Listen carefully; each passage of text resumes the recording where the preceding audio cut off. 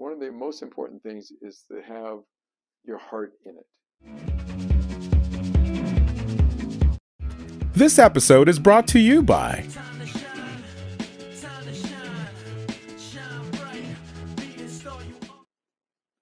Hi everyone, good afternoon. I'm here in sunny city of Carson, and oh my gosh, I'm so excited because you know what? The person right next to me is someone who I really admire. And so ladies and gentlemen, let's all welcome City of Carson Councilmember JIM DEAR. Well, thank you. Hi, Mick. How are you? Glad to have you here today. Thank you so much for having me in your building. That is so awesome. Well, you know, Carson is a great city, one of the greatest cities in the country, and we have wonderful diversity, and one of the primary components of that is the wonderful Phil-Am community. We have over 20,000 Phil-Ams in Carson and growing. And I see you've been very active in the Filipino-American community. It's a testament to how much you're loved by the Filipino-American community because at every single event, everyone just flocks to you. Well, you're very flattering, Nick. You know, I am very involved with the Filipino community. I belong to the FCC Incorporated, which is the Filipino community of Carson, and I'm past president of the Kayamangi Lions Club. But all my life, I've had Phil-Am friends. You know, I've born and raised 2 miles from where we're sitting right now. And Carson is a great city, and we have such a great potential. One of the claims to fame that we have is that we have the only full-body statue of Dr. Jose P. Rizal in all of California. What is it about Carson that made you want to be a public servant? Well, I worked for a state senator, and I had the assignment of covering Carson in the early 90s. And my brother was the mayor of Gardena, which is right next door to Carson. And I got a job teaching school in Carson, lots of friends here. And it's just a city with tremendous potential to be a model community for the nation.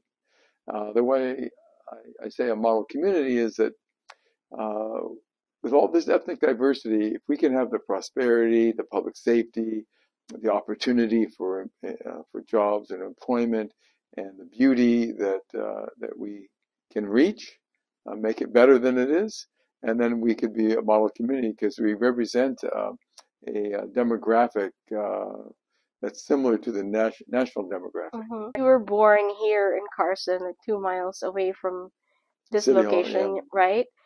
What did you see growing up that made you want to be of service to the city of Carson? And were you always like this? Were you always, when you were growing up and you were a kid, did you say, I want to be mayor, I want to be council member of the city of Carson? No, I didn't actually say that to myself or write it down, which is a good idea to write things down when you want to outline your future. I recommend that to young people. I'm an educator. I'm a classroom school teacher, and I tell that to my students. I actually grew up in Gardena, which is right next to Carson, and there was no Carson when I was born. I was born in 1952, so a while ago, way before you were. So Carson developed into a city or incorporated in 1968. So then Carson, after that, got the actual post office in their own name as Carson, but it was actually Long Beach, Gardena, Wilmington, Torrance address for this area. So what I can tell you is that my desire for public service was ingrained in me as a young person.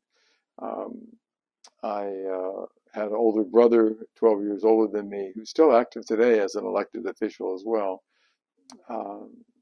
And he instilled the opportunity to serve the community in elected office. So actually, I worked for elected officials for many years. I worked for a state senator, a state assembly member, a congressional member, a lieutenant governor of the state of California. And I learned that you can really help people, and government can be helpful. Not always is, but can be. And so it's like people do things in their own self-interest, right? So my interest is helping people. If I can help you, if I've never met you before in my life, you came to me, you're a Carson resident, you have a problem. If I can help you, I get joy out of that. I really like to be able to be successful when people come to me with a problem or an issue. Mm-hmm. So I really believe in public service. My family is mostly educators. And like I mentioned, my brother was the mayor of Gardena. Now he's a West Basin Water District Board of Director, elected office. And so public service was really the way my mother and father brought us up. What difference can a public servant make in comparison to a regular citizen, a regular resident? Well, if you're like a private citizen, not elected official, not a government official, you also can make change, because I believe that you have to change yourself if you want to change the world. So an activist can rally people, lead people, but as an elected official, you can also rally people and lead people, and you also have some authority to make that change. So that's the key difference. You have power that you can use for the good. Unfortunately, some of them don't use it for the good, as you know, but we're not going to focus on that today. Many years that you've been in public service, you've been mayor of Carson, the city of Carson, and you've been a council member several times. What are the fondest memories? I mean, you span like almost 25 years in public service. What are the most memorable things that you've encountered? There are situations where a single individual would come to me who was out of work. I was able to get them a job, and in some cases a career that they didn't have. That's really my fondest memories. I have many people like that. I've helped their families. Then there's the level of development. When I first got elected, it was the year 2001, selected as a council member. And I looked around my community and I thought, well, Carson is really missing a lot of things. We didn't have a steakhouse, we didn't have a seafood restaurant, we didn't have a buffet restaurant, didn't have any Starbucks, we didn't have a movie theater, we didn't have public art. So I launched efforts, task forces, as an elected official, gathering community members that had like interests. I started a restaurant task force. We brought in the first national chain sit-down table service restaurant in Carson in 20 years. Mm-hmm. We had a Tony Romer's that opened in 1982. It was not till 2003, 20 years later, that we got a Chili's restaurant open. Once Chili's opened, then Olive Garden, Buffalo Wild Wings, etc., etc. Lots of other restaurants opened in Carson. So that's an achievement. I also brought in a movie theater. We didn't have a movie theater. The one that was here years ago had closed 25 years earlier. The idea of art, I couldn't imagine a community without public art, right? Especially the size of Carson. We're a medium-sized city, a little under 100,000 population. So I am the founder and creator of the Carson International Sculpture Garden. We only have one sculpture at this point. That's Jose Rizal, but the plans are for lots of sculptures. There was a little political shenanigans of my rivals to kind of defund that for a while, but we're going to bring that back to life again. Then I got elected mayor 3 years after council member because we had a terrible political scandal in Carson. 12 people were indicted, investigated by the FBI, and found wrongdoing, public corruption. All 12 were convicted. So I became the mayor, led the healing effort for our city, and then launched a economic development strategy and a public safety plan that the city staff agreed with. Even my political rivals thought, oh, that was good. And so we moved forward to transition city from a bedroom community / industrial city, which is a unusual combination, into a destination community. And so that has taken place under my administration.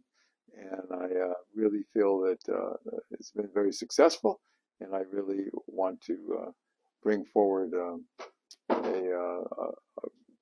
kind of a revised effort in the near future.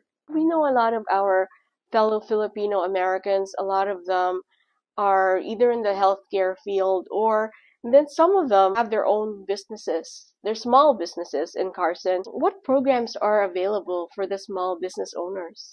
Well, the business owners who had really tremendous economic setback with the COVID-19 pandemic, I created when I say created, I initiated the idea, brought forth the idea, initiated the effort, and saw through the support from my colleagues to create a small business grant program for those very businesses that might go under because of the lack of business. So I call it the Storefront Preservation Act. That's just a nickname for it, but it is a small business grant program. And then we also have an ongoing program, a facade program to help the appearance of the business from the outside. And that's been going on for many years, kind of on and off. And then at Cal State University of Mingus Hills, which is located in Carson, the university started a program there for businesses, like an incubator system and a assistance for small business to help them develop a business plan and a real structure for success. You mentioned earlier about putting together a public arts program. Are there any programs that are current right now for public art? Well, the sculpture garden does exist. It's designated. There are committees that are formed right now in the preliminary stage. We had multiple committees before I left before I retired. By the way, I retired in 2016 from City Hall and from the teaching school, so I have teacher's pension now. And I do go back and teach as well as a substitute teacher, but so I'm getting off on a tangent. But to focus on your question, the Sculpture Garden has had these committees in the past. Samoan Committee, Native American Committee, Nelson Mandela Committee, Mahatma Gandhi Committee. There is a Cesar Chavez Committee, Dr. Martin Luther King Committee. But like I said, that got pushed into the back burner for a few years, and we'd like to revise that. So that's one form of art. The other is we could have grants and other support programs for people in business related to the art, or maybe individual artists. I would like to see much more public art in the community, and so I'd be very interested in making that happen in the not too distant future. Is there some kind of subsidy for artists, or do they have to be residents of Carson? Well, we don't have that program right now. We do have an artist village where it's a building that was built specifically attracting artists to live. It's on Main Street, just north of Carson Street. And but as far as individual grants for the artists, the city doesn't have that directly. I think the county does. What can residents of Carson look forward to in your upcoming bid for mayor? Oh, this November of 2024? Well, it's going to be an interesting battle. The incumbent at one time said she wasn't going to run. Now she is going to run, and changing her mind is her business, not mine. But I feel that there's tremendous support for me in the community to become mayor again. I was mayor for 11 years, and I have a tremendous track record. And I don't mean to boast, but I have a lot of accomplishments. And there'll be a big contrast between her and I. You have a lot of supporters in the Filipino American community, and it's sort of become family to you. A lot of Filipino Americans here in South Bay, in greater Los Angeles area, consider you family. Speaking of family, what do you dream of for your family? Well, the community is my family. I've been married to the city of Carson for the last 25, 30 years, right? And I'm really a believer in spreading as much positive energy as possible in the community. Do you have any aspirations of running for the state of California legislature? I've thought about it in the past. I considered running for the state assembly, for instance. And politics is, the art of politics is taking advantage of opportunities when they come. But everything is going to be timing. You have to be at the right place, at the right time, and be prepared at the same time. Mm-hmm. So I'm quite prepared. Is the timing right? Well, with the reapportionment of districts, it may or may not work. But my real focus is on Carson, on the community. So I'm really interested in making Carson the best city it can be. Mm-hmm. Other opportunities may arise in the future. You never know in politics. What qualities in a person do you think is needed to become a public servant? Well, I feel that you really have to be well-rounded and open-minded.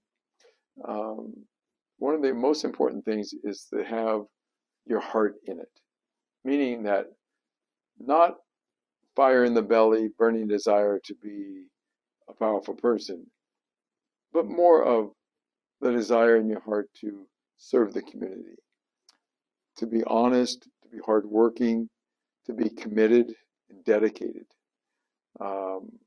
People often ask me about running for office. You know, we have a lot of people run for office and they don't do very well and they don't know why. And I tell them, well, look, you need to get involved in the community. You need to prove yourself first. And then people will support you. You can't just think, oh, well, my friends like me. I'm going to win the election because they like me. They're going to vote for me. But you have to get people who don't know you so well, but do either know of you or there know people that know you, people that believe in you. But for that to happen, you have to have action. You can't be what I call ATNA, all talk, no action. You have to really be willing to help other people become successful. Be willing to sacrifice your time, devote your talents, your skills, your knowledge to helping the community become better in some way. Don't just get the idea that, well, I would be a really good elected official, so I'm going to run. You said earlier that you're an educator. So for little kids out there, like K through 12, Mm-hmm. I'm sure some of them aspire to be some of the leaders that they see on TV Mm-hmm. and that they see out there in a lot of our community events. What would be your advice for them if let's say they want to run for mayor, like just like you? Sure. We have kids that ask that question. I taught middle school and high school, and we want young people, first of all, to be inspired to know that they can, and the opportunities are there for them to succeed. That's the first thing. But to more directly answer your question, I try to tell the young people the same thing I tell the adults. If you want to be successful in life, help other people become successful. And don't do it because you want reward. Do it because you like to help people. You get something out of helping other people. Those are the best elected officials. People who just like make plans to be an elected official and they work on strategy and like that, that's not necessarily going to be a good result to the benefit of the residents. For instance, the skill sets to get elected to office are different than the skill sets to govern. I know people who have been excellent elected officials, but they weren't so good about campaigning, and they didn't get reelected in some cases. Not because they didn't do their job, it's because they didn't understand the politics thoroughly enough.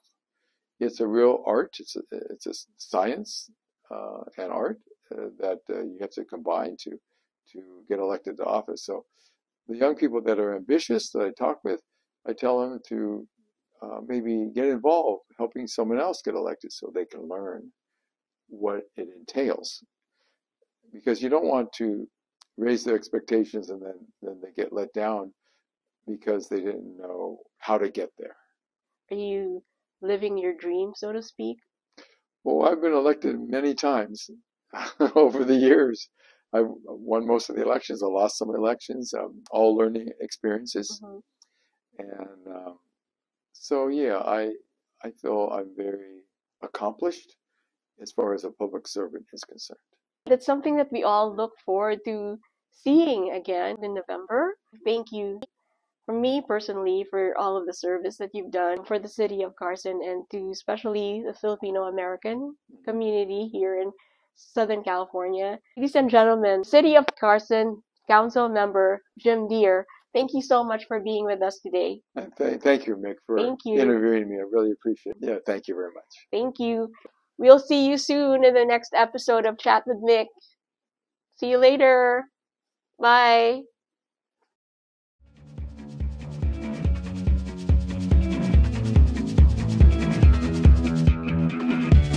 Time to shine,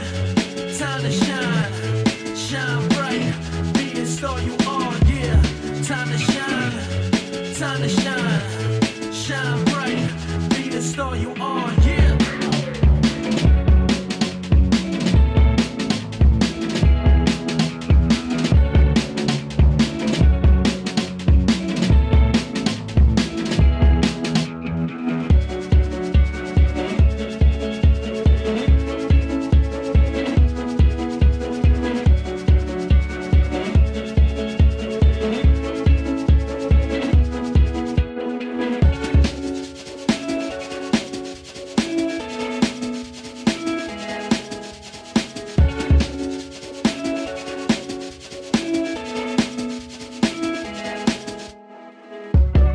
Don't miss out. Want to be seen? Want to be heard? Want lots of exposure?